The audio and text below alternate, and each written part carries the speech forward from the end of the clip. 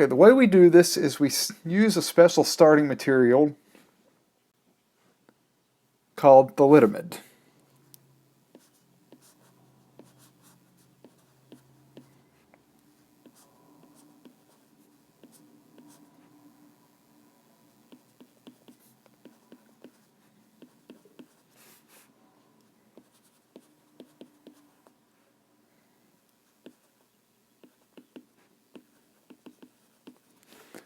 And it's this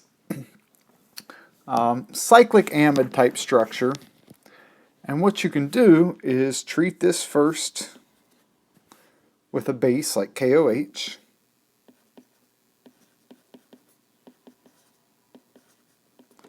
And what that base will do is take off the amide proton. Even though amides typically aren't that acidic, because we have the 2 carbonyls, that greatly enhances the acidity of that proton.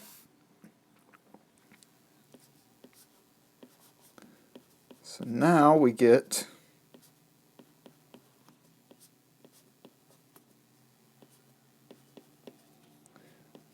this conjugate base,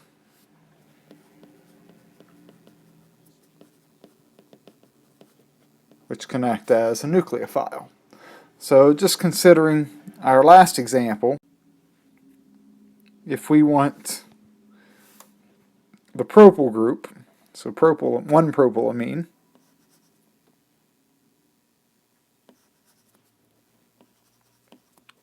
we'll use the same alkyl halide,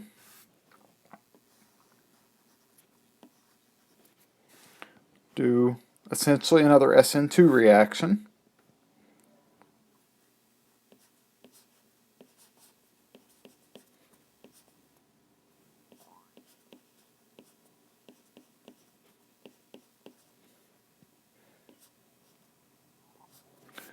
now we have the propyl group on that amide nitrogen, and even though it has a lone pair on it, we don't have to worry about alkylation at that on the nitrogen with the lone pair, because that lone pair, it's tied up in resonance with both of the carbonyls, so it's not nearly as nucleophilic.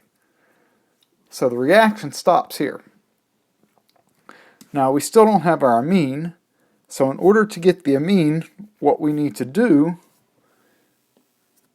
is hydrolyze these amide bonds to get the free amine. So this takes us back to an amide hydrolysis from the last chapter.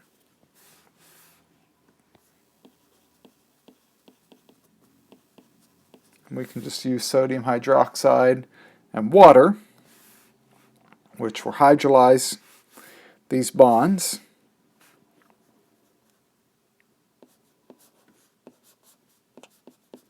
So the hydrolysis gives us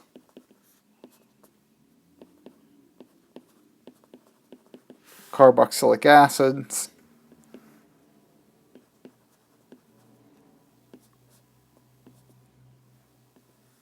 plus our desired amine product.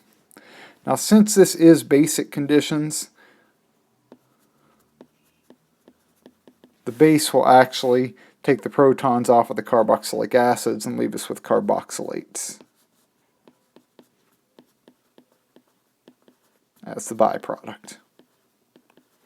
But the important feature is we end up with our primary amine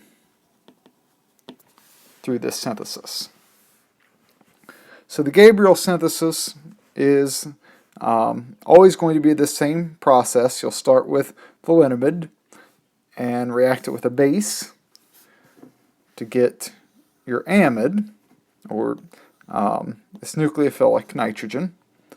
Then that you can react with whatever type of alkyl halide you want in an SN2 type reaction, and then you'll always use hydrolysis conditions to leave you with the amine. Okay, let's do one more example. Just putting this together. Okay, in this example we have thalidomide. We have first step adding base. second step adding our alkyl halide, and third step hydrolysis. Now you can certainly go through all the steps that we just went through to figure out the product, but basically your nitrogen comes from here.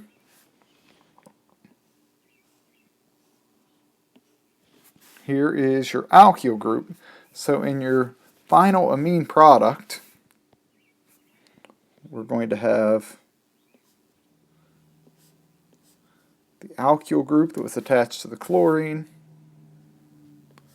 and then that will be bonded to the nitrogen, which ends up being NH2 for the primary amine. So that's the product of this Gabriel amine synthesis here.